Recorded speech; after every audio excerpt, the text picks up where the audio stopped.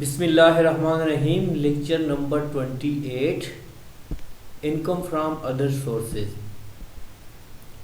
So in this lecture we will discuss the deductible allowances, deductible expenses here, and in other cases in which we receive money from our relatives, immovable properties, and the treatment of income, either these income will be chargeable to tax or not. So we will discuss one by one here.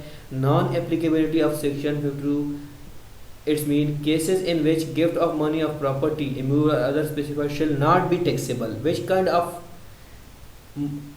income will not be taxable? In income from other sources. So first of all, income, any income of any property received from any relatives. If a person receive money from relatives, then this kind of income will not be taxable under income from other sources. The second one is on the occasion of marriage of the individual.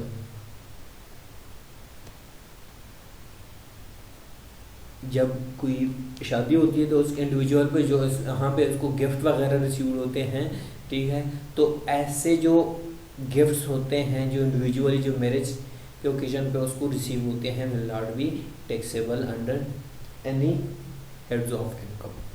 Under a will और bye way of inheritance, जो उसकी विरासत में उसको चीज़ मिल गई है तो उस भी उसको जो है टैक्सेबल वो नहीं है.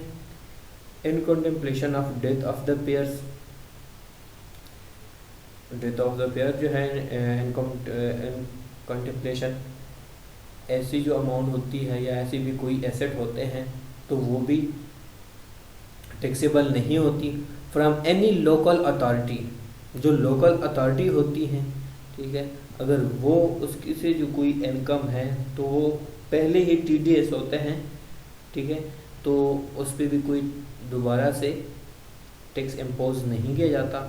फ्रॉम एनी ट्रस्ट और इंस्टीट्यूशन रजिस्टर्ड अंडर सेक्शन, जो भी इंस्टीट्यूशन है जो कि रजिस्टर्ड होती हैं उससे की भी इनकम जो है वो भी टैक्सेबल टू चार्ज नहीं है. The important one, deduction of expenses from dividend income and interest on securities. जो हमारे पास डिविडेंड एक्सपेंसेस हैं और उसके अलावा इंटरेस्ट ऑन सिक्योरिटीज हैं, कि ये इसकी जो है इस पे हम क्लेम कर सकते हैं या नहीं कर. The following expenses can be claimed as deduction from dividend received from on domestic companies interest on receive. इस पे जो हम है डिडक्शन जो है dividend receive from domestic companies interest on receive, ये जो दो इम्पॉर्टेंट है, domestic companies, interest on securities, इस पे हम क्लेम कर सकते हैं. कैसे? Any reasonable sum paid by way of commission और रिम्यूनरेशन टू अ बैंकर और any other person for the purpose of design the dividend interest. तो इस कंडीशन में हम क्लेम कर सकते हैं डिडक्शन में.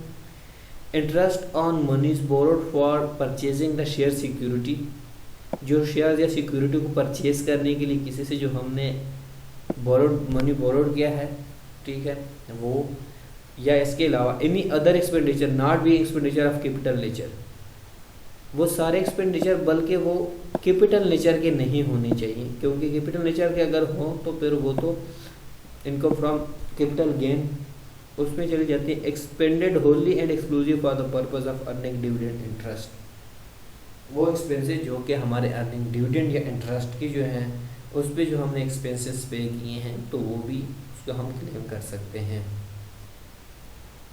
अच्छा, grossing of interest on securities, तो इसमें ये होता है कि नेट इंटरेस्ट जो है इसको मल्टीप्लाई करते हैं जितने अमाउंट होती है, फिर लेस करते हैं rate of TDS,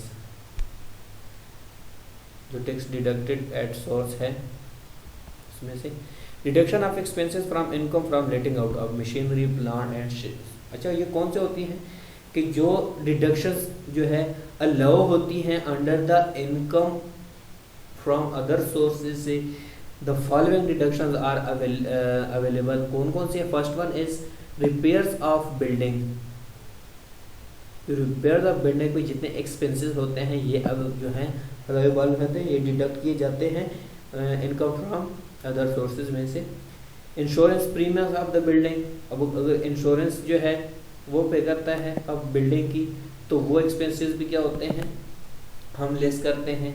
repairs of machinery plant and furniture, इस पे जितने एक्सपेंसेस होते हैं वो भी डिडक्टेबल होते हैं। Insurance of machinery plant end of और फर्नीचर, इसमें जो मशीनरी प्लांट और या फर्नीचर की इंश्योरेंस है उसकी एक्सपेंसेस भी क्या होते हैं, डिडक्टेबल होते हैं। Depreciation based upon lock of asset in the same manner is allowed under section 32 in the case of profit gain and business profession. Income from business से हमने इसको पढ़ा था, अलाउ किया था। डिप्रिसिएशन ब्लैक एसेट जो है उसके भी सेम ट्रीटमेंट की जाएगी and income from other sources में। Any other capital not being expenditure of capital nature expended wholly और exclusive for the purpose of earning such income. तो इसको यहाँ पे नेक्स्ट में हम इसको डिस्कस करते हैं। Deduction from family pension received by the legal heirs the deceased employee, इसके मतलब ये family pension means a regular monthly amount payable by the employer to the legal heir deceased employee. जो deceased employee है उसको pension के तौर पर जो दिए जाते हैं। तो after the death of the employee if there is any family pension received by the legal heir of the deceased it will be deemed to be the income of the legal hire and will be taxable under the head income from other sources। तो वो pension की जो amount है जो उसके जो है legal higher ले रहे हैं तो उसको भी उस पर भी टैक्स जो है इम्पोज किया जाएगा। and such pension a standard deduction shall be allowed to the legal hire 1/3 of such pension or ₹15 whichever is less। अगर 15,000 से वो कम है तो फिर तो उस पर नहीं, अगर 15,000 से ज़्यादा हो जाए तो उसको डिवाइड बाई 3 करके जो अमाउंट आ जाती है तो उस पर टैक्स क्या इम्पोज किया जाएगा एक स्पेसिफिक रेट के साथ। उसके बाद है admissible deduction which is very important कि कौन कौन से डिडक्शन जो है वो एडमिसिबल डिडक्शन है। In computing the income under the head income from other sources, the following allowances and deductions shall be made, namely कौन कौन से हैं। First of all is expenditure other than capital nature। Any expenditure paid for earning income from other sources other than expenditure of capital nature, capital nature के अलावा जो है, it is important to note that is the basis of chargeability of income from other sources is received basis, therefore the basis for allowability of deduction is paid basis। क्योंकि वो receipt basis हैं तो उसकी जो है paid basis पे इसकी क्या हो जाएगी, अलाउबिलिटी हो जाएगी। The second one is in the case of profit and debt, इस कंडीशन में क्या होगा, in the case of profit on debt any zakat paid at the time of receipt of profit by the person under zakat and usher ordinance 1980 तो वो भी admissible deduction है जब उसने प्रॉफिट रिसीव किया at the time of profit receive किया और उसने कोई ज़कात या अशर पे किया है अकॉर्डिंग टू ऑर्डिनेंस 1980 तो उस पर भी जो है वो डिडक्टेबल है। The next one in the case of income from सब लीज लैंड बिल्डिंग, इसमें क्या होता है कि in the case of income from सब लीज ऑफ लैंड और अ बिल्डिंग और from lease of building together with machinery or plant, deduction for depreciation on plant machinery and building under section 22 and initial allowances on plant and machinery only under section 23। under section 23 and under section 22 के according इस पे जो है deduction allowable होती हैं। Deduction direct deduction from the total taxable income, namely here 60 section 60 60A and 60B। Beside deductible expenses allowed under heads of income, there are general deductible allowances that can be deducted from total taxable income. It's mean कि हम जब 5 heads of income को उसकी income को total करेंगे तो उसके बाद जो हमारे पास एक्सपेंसेस और भी अलाउ होती है. Such expenses are incurred by the taxpayer as per section 60A, 60 and 60B of Income Tax Order in 2000, a person is entitled to be following deductible allowances. कौन कौन से अलाउंस होती हैं जो उसके लिए डिडक्टेबल होती हैं, जो डायरेक्ट उसकी, ये अब यहाँ पे 5 हेड को सम अप करने के बाद बात हो रही है. ज़कात, workers welfare funds WWF, worker profit participation fund, donations, education expenses and Pakistan Baitul Mal fund. तो ये जो फंड होती हैं ये जो है after adding the total amount of 5 heads, तो इसको क्या करते हैं हम लिस्ट करते हैं. अब ज़कात जो है, a person is entitled to a deductible allowance for the amount of any zakat paid by the person in a tax year under the Zakat and Usher Ordinance 1980. However, no deduction is allowed if zakat is paid at the time of receiving profit on date under the head income from other sources. Income from other sources, जब receive profit receive करें तो उस पर जो है कोई किस्म की डिडक्शन अलाउ उस टाइम नहीं होती, मगर उससे पहले अगर उसने दिए ज़कात तो फिर वो डिडक्टेबल है. एंड वर्कर वेलफेयर फंड, इसमें क्या होता है वर्कर वेलफेयर फंड में, a person shall be entitled to a deductible allowance for the amount of any workers welfare fund paid by the person in tax year under workers welfare fund ordinance 1971. Also from above wording it appears the worker welfare fund is allowed on paid basis only. However,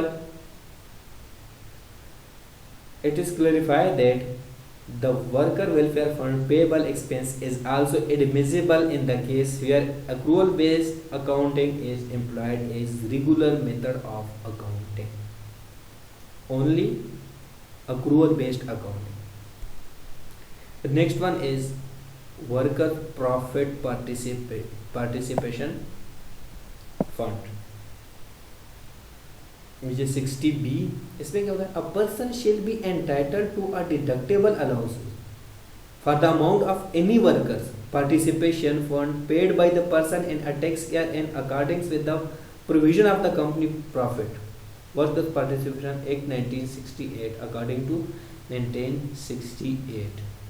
The last one is donations. जो donation होती हैं, donation up to 30% of taxable income by individual and 20% by a company to following institution can be claimed as direct deduction from the total taxable income. जो कि कौन कौन सी होती हैं, any sports board or institution recognized by federal government. इसके अलावा कोई होती हैं the citizen foundation हो गया, या फिर national trust fund for the disabled हो गया. उसके बाद है शौकत खाना मेमोरियल ट्रस्ट जैसे हो गया, आगा खान डेवलपमेंट नेटवर्क हो गया. तो इस किस्म की जो डोनेशंस होती हैं ये भी अलाउेबल टू टैक्स होती हैं. या इसके अलावा इकबाल मेमोरियल फंड हो गया, ठीक है, या जैसे कि बिजनेसमैन हॉस्पिटल ट्रस्ट ला हो गया. तो ऐसे जो डोनेशन होते हैं ये अलाउेबल टू टैक्स होते हैं. एजुकेशन एक्सपेंसेस की हमने पहले भी बात की है कि any individual is entitled to a deductible allowance in respect of tuition fees paid provided that his taxable income is less than rupees 1500,000. अगर उसकी 1500,000 से टोटल टैक्सेबल इनकम कम है तब उसकी जो है डिडक्टेबल होगी. Deduction allowances shall be lower of the following, which mean 5% of the tuition fee by the individual, 25% of the taxable income. तो ये जो है, इसके अलावा जो पाकिस्तान बैतुल माल है इसकी भी जो टैक्स क्रेडिट रिबेट्स होते हैं वो डिफरेंस है. तो आगे चल के बात करते हैं basic condition for allowability of any other expenditure. इसके अलावा जो एक्सपेंडिचर होती हैं, the expenditure should be incurred wholly and exclusive for the purpose of earning such income. जो इनकम जो है जैसी जिस इनकम के लिए वो एक्सपेंसेस करता है, या तो वो होली उसके लिए डिडक्टेबल होते हैं या उसकी कंडीशंस होती हैं। कंडीशन, फर्स्ट कंडीशन में ये है कि जिस इनकम के लिए वो एक्सपेंसेस कर रहे हैं तो वो जो है डिडक्टेबल हो सकती है, कंडीशन है। It should not be of the nature of capital expenditure. दूसरी बात है वो कैपिटल एक्सपेंडिचर नहीं होनी चाहिए कि दोबारा उसमें से उसको कोई फिर से गेन हो जाए या प्रॉफिट हो जाए उसको बेच के। कैपिटल नेचर के नहीं होने चाहिए, कैपिटल एक्सपेंडिचर नहीं होने चाहिए। सेकेंड कंडीशन ये है। थर्ड कंडीशन ये है, it should not be of the nature of personal expenditure. मतलब अगर कोई पर्सनली एक्सपेंडिचर है उसके बिजनेस से हट के या इसके अलावा, तो वो भी उसके इनकम में, इनकम का पार्ट नहीं होगा, वो डिडक्टेबल नहीं होंगे। ये वे कंडीशन है। It should be incurred in the relevant previous year and not in prior और सब्सिक्वेंट प्रीवियस ईयर। तो उसके जो टैक्स ईयर से हैं उससे रिलेटेड होने चाहिए, ना कि उससे, अगर उससे रिलेटेड हो तो पर वो टैक्सेबल टू चार्ज है, चार्जेबल टू टैक्स है। Amount not deductible in company the income under the head income from other sources. वो अमाउंट, इसके अलावा जो अमाउंट होती है वो डिडक्टेबल नहीं होती। कौन कौन से? The following event shall not be deductible under in computing the income charge under the head income from other sources. Personal expenses of the SEC, उसके जो पर्सनल एक्सपेंसेस होते हैं। Interest paid outside in Pakistan and which tax had not been deducted its source. जो पाकिस्तान के बाहर जो उसने deduct किया है, आउटसाइड इंटरेस्ट पे किए हैं, वो भी नॉट डिडक्टेबल है।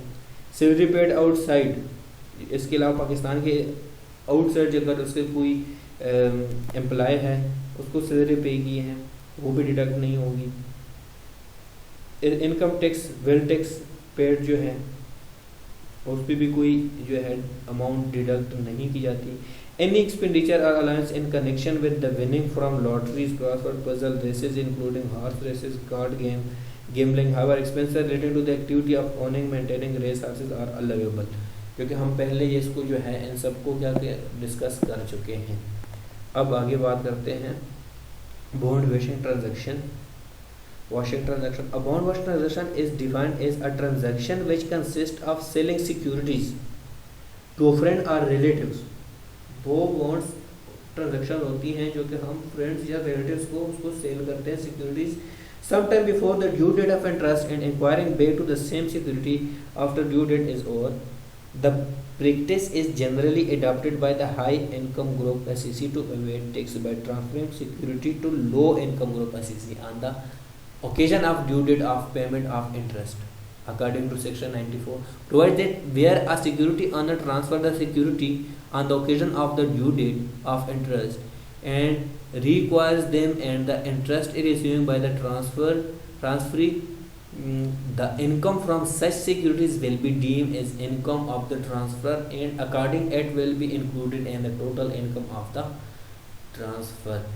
मतलब ये है कि जो फ्रेंड या रिलेटिव्स को हम सेल करते हैं तो वो सिक्योरिटी जो होती हैं इनकम ग्रुप एसईसी की जो है सिक्योरिटी लो होती हैं या फिर उसको दोबारा री एक्वायर करने के लिए जो ट्रांजैक्शन करते हैं तो वो भी क्या होती हैं उसकी अलेबल टू टैक्स होती हैं, सॉरी नहीं होती, डिडक्टेबल नहीं होती। अब यहाँ पे एक क्वेश्चन है, following are the participation of the income of R, compute her income under the head income from other sources for assessment.